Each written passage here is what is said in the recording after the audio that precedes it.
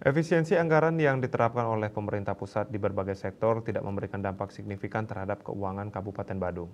Hal ini disebabkan oleh kemampuan Kabupaten Badung dalam mengelola celah fiskal yang negatif, sehingga bantuan dana dari pusat yang diterima tetap kecil.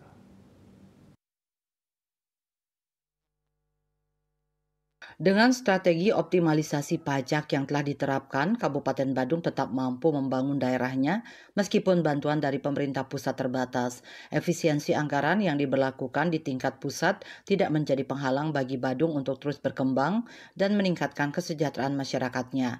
Bupati Badung Nyoman Giri Praste saat ditemui belum lama ini mengungkapkan bahwa daerahnya hanya menerima tambahan kecil dari dana alokasi umum DAU.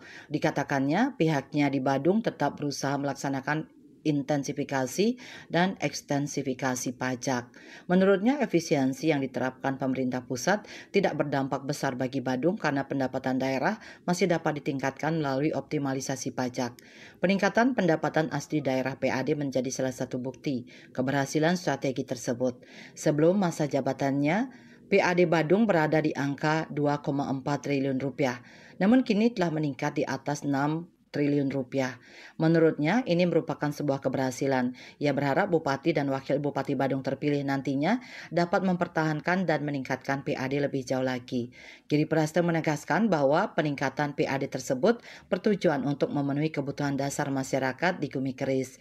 Ia menambahkan bahwa selama program kerja yang dijalankan sesuai dengan regulasi, kebutuhan masyarakat dapat terpenuhi dengan baik. Lebih lanjut, Giri Praste yang akan segera dilantik sebagai Wakil Gubernur Bali memastikan bahwa koordinasi dengan Bupati Badung terpilih telah dilakukan. Salah satu poin penting yang ditekankan adalah koordinasi dengan Kementerian Dalam Negeri terkait kebijakan yang belum diatur dalam undang-undang.